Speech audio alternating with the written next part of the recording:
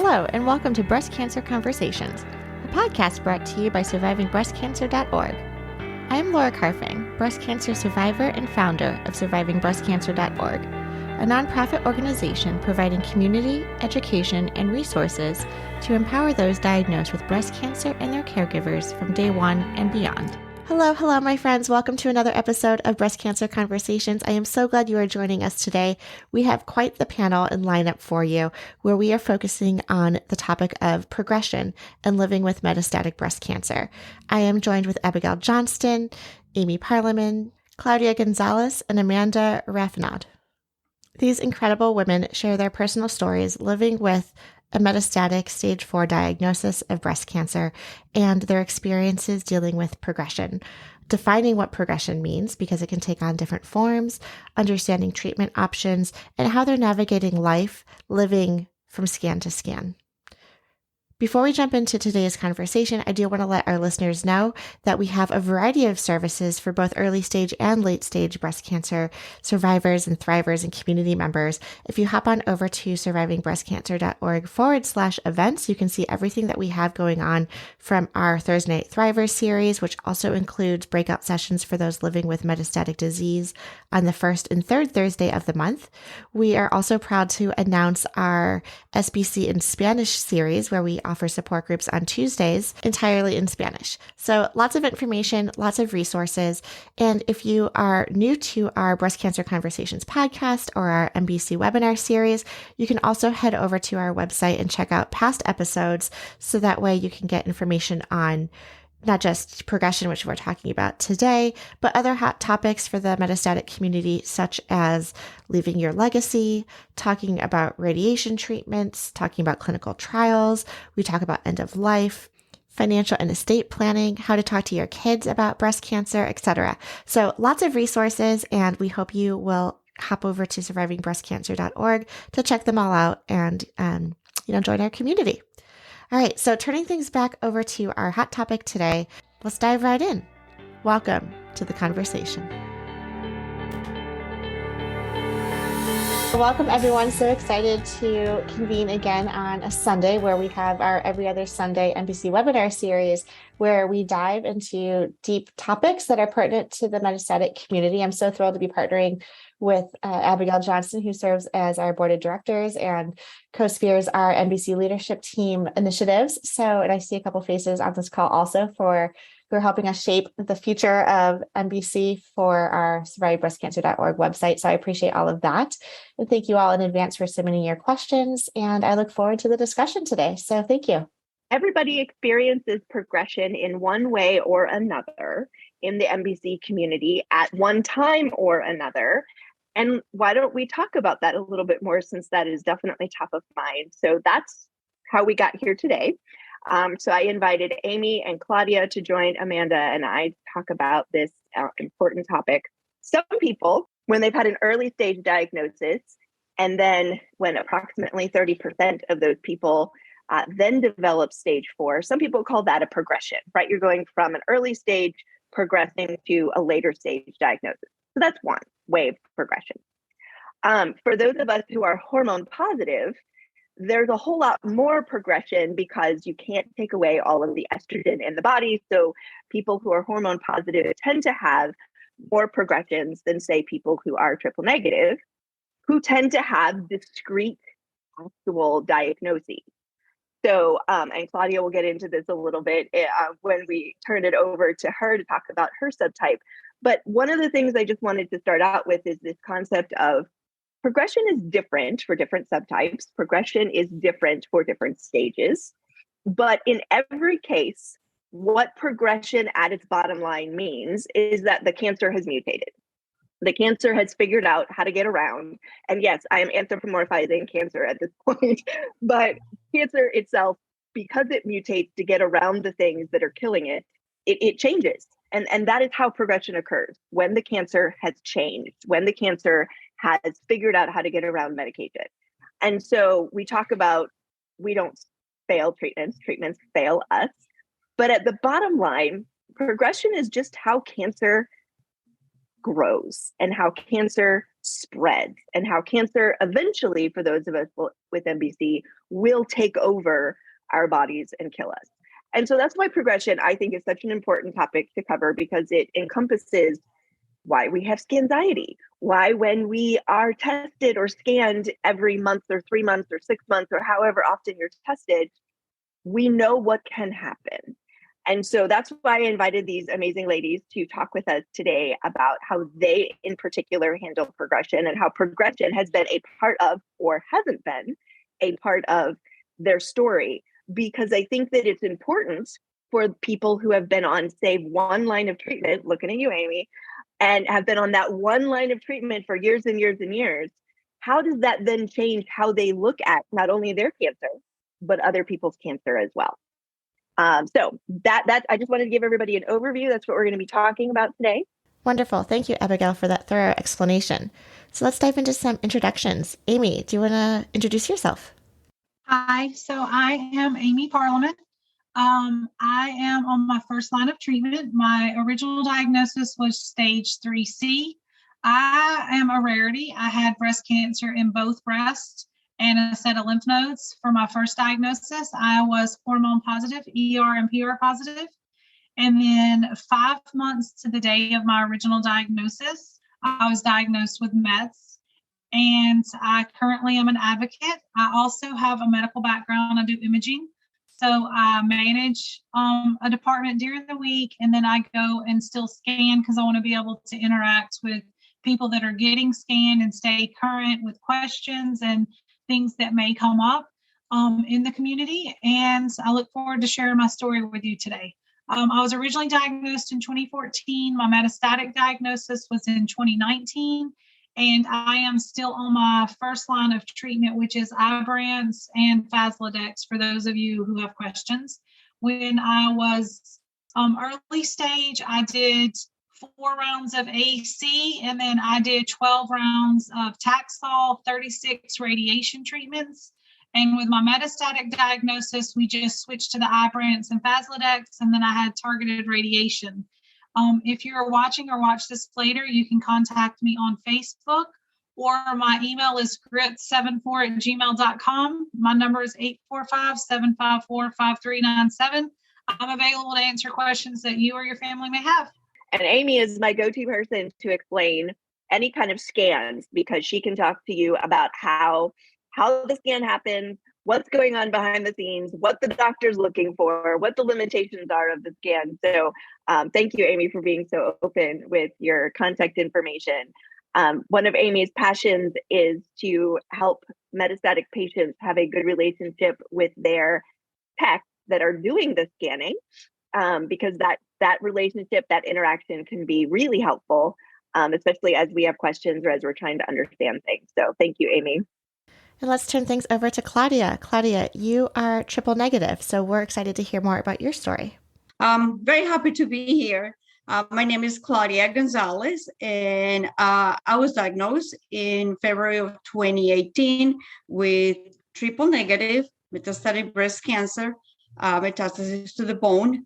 Went through the chemotherapy, then the mastectomy.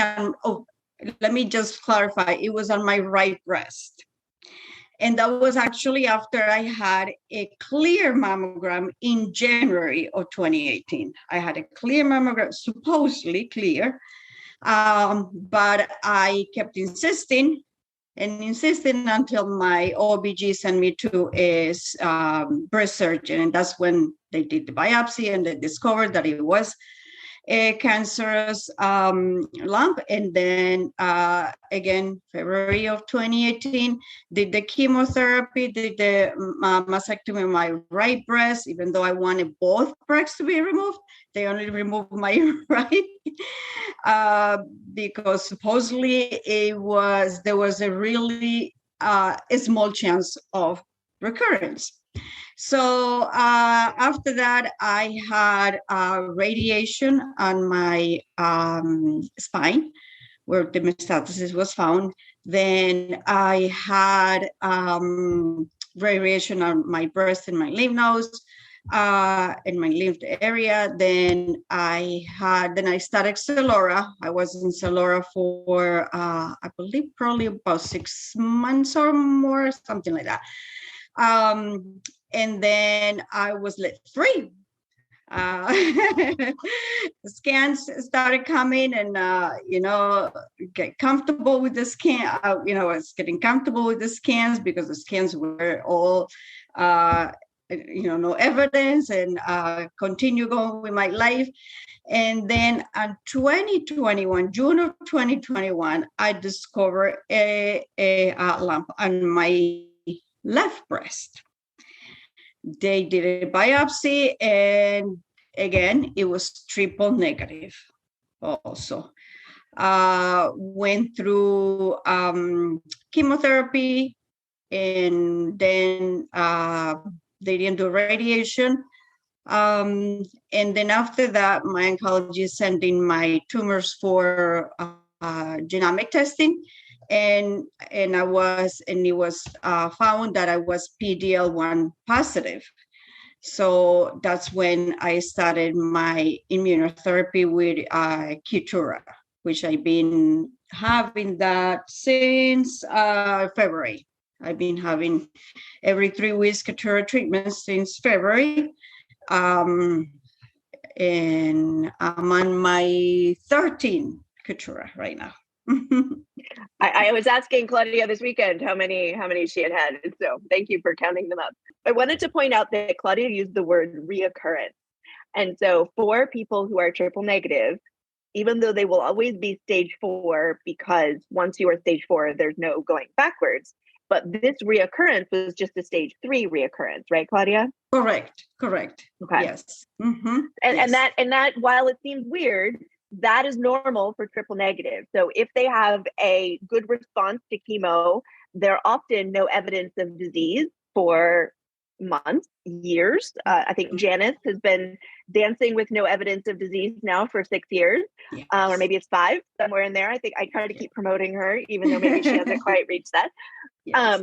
But for people with triple negative, it's normal when there is a reoccurrence not to be restaged technically, even though sometimes some doctors will say you have both stage 4 and a stage 3 diagnosis. So little confusing at times, Yes. right? Mm-hmm. Especially for those of us in the hormone positive world where, we stay on treatment forever, and unless we take a holiday or something like that.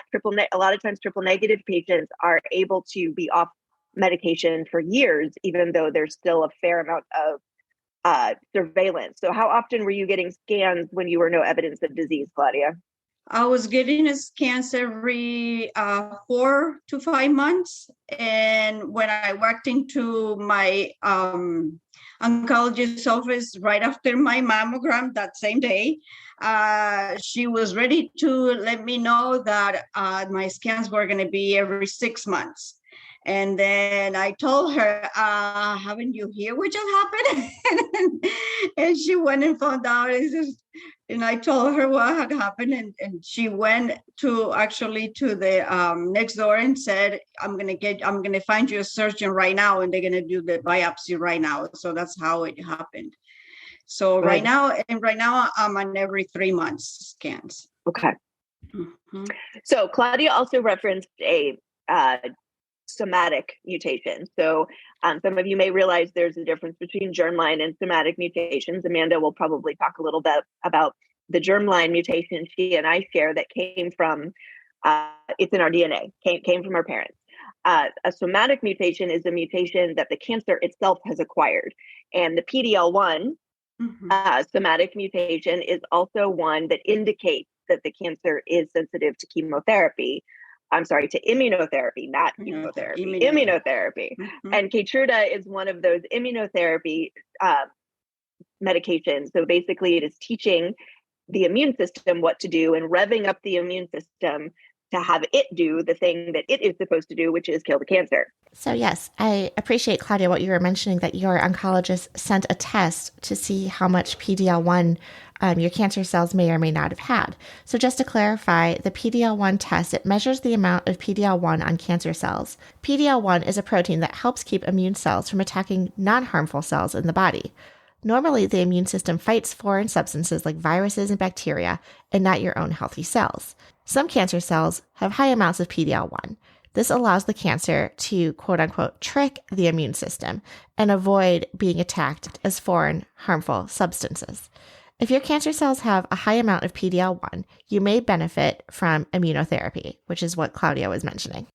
Amanda, let's turn things over to you. We'd love to hear your story. Hi, everybody. My name is Amanda Raffenaud, and I'm happy to be here. Thank you, Abigail and Laura. I know this isn't our first time together. I just really appreciate this outlet and what you guys are doing for so many people. It's so necessary.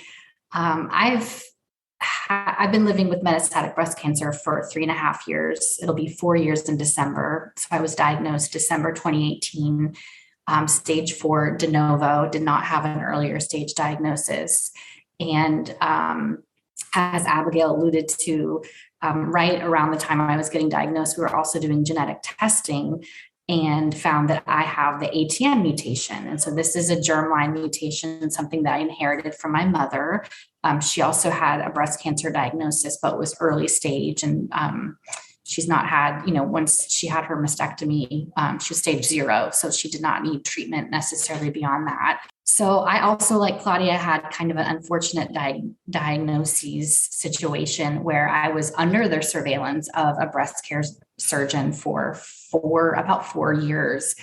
Just given our family history, both my grandmothers had breast cancer, and all of my mammograms were clear, ultrasounds clear. And it was one day I was walking from work to my car, having trouble literally moving my legs. And I thought, what is going on? And so it was time for annual MRI. And at that point, it identified multiple spots of malignancy in the breast that was missed on the mammogram ultrasound.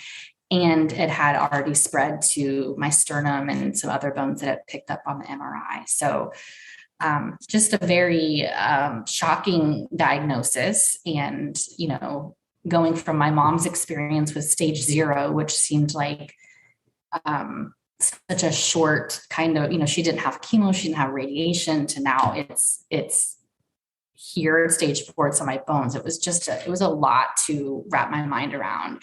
And I got about 2 years out of my first line of treatment. I was also hormone positive, ER/PR positive. So I was on Ibrance and letrozole.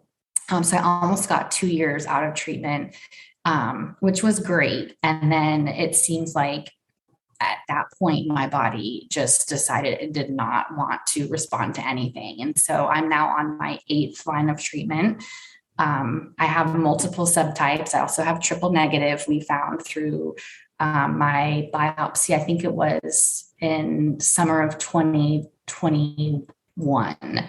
I've had multiple biopsies. And so unfortunately, it seems like every 2 to 3 months when I go for a scan, there is another area of progression. And it has been mind numbing, to be honest, because it seems like, like Abigail said, the cancer is trying to do what it can do to not respond to this treatment. And so it's been a lot of trauma, because you hear of people that live, for many, many years on their first line and then get, maybe a year on their second line. And so I'm at the point where I've gone through all the hormonal therapies. I'm resistant to those. I'm pretty sure I'm resistant to all chemotherapy, but we just keep trying. There's a couple more options that we have, but I've had multiple rounds of radiation. I'm currently in radiation right now, again, for my spine, my thoracic spine, but it's everything has spread from 2018. I was just bone only to now it's in my lungs, and I have pleural effusions. It's really all over my liver. I think my last scan that they actually counted just stopped counting at 15 tumors and said, we're going to give you a 15 plus because, we'll identify the big ones and that's it. And then it spread to my brain in June, so a couple of months ago. And that was, of course, shocking. And that is just another, really hard piece of news to wrap your mind around. I had gamma knife radiation in July. And so I just had my follow-up brain scan. I don't know the results yet, but we'll see what, what happened with the Gamma knife. And it's just, I feel like my doctor calls it whack-a-mole at this point.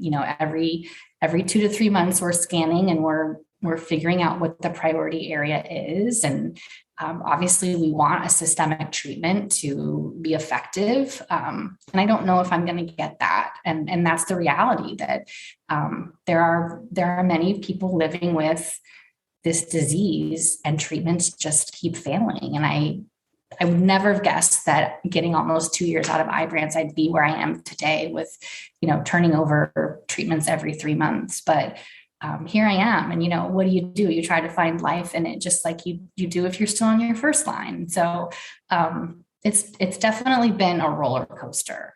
Other than the germline mutation, the ATM mutation, I've had many somatic mutations, and some come in and some fall off. Cancer is the weirdest thing. I've been on a clinical trial. I've been, on standard IV chemotherapy. I've been on oral chemotherapy. I've tried so many different options. Right now I'm on Doxil chemotherapy, and then looking at maybe a trial in the future if I have a stable brain scan. So still not giving up, even though I know these treatments, for some they work and for some they don't.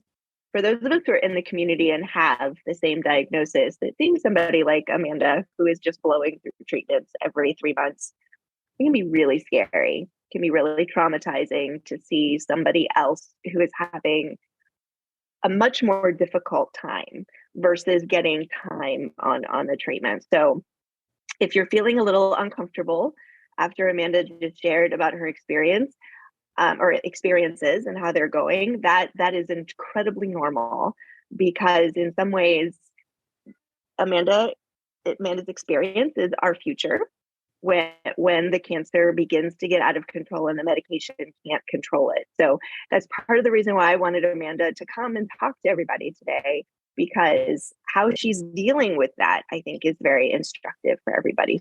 Exactly. And that's what I appreciate so much about these conversations, where we're hearing from Amy and Claudia and Amanda, and this idea of progression can take on many forms. And I think that's what you were really highlighting in today's conversation. I also wanted to just acknowledge, we want to share these stories. We want to hear the ups and the downs and the realities, because the more knowledge that we put out there, the more information we can share with our community, advocate for additional resources, advocate for research. It all helps. So I am just so thrilled that all of you guys have taken the time out of your Sunday to be on our MBC webinar series and help us understand, through your lived experiences, a better understanding of progression. So thank you. And thank you all for listening and tuning in week after week here on Breast Cancer Conversations. Please be mindful that all of our content and information is for educational purposes only and is never a substitute for medical advice. If you want to hang out, again, please check out survivingbreastcancer.org/events, where you can RSVP to our Thursday Night Thrivers weekly meetup, our Movement Monday classes, workshops, seminars, and so much more. We can also continue the dialogue online via social media. Our Instagram handle is survivingbreastcancer.org, all one word, and you can follow us on Twitter at SBC_ORG.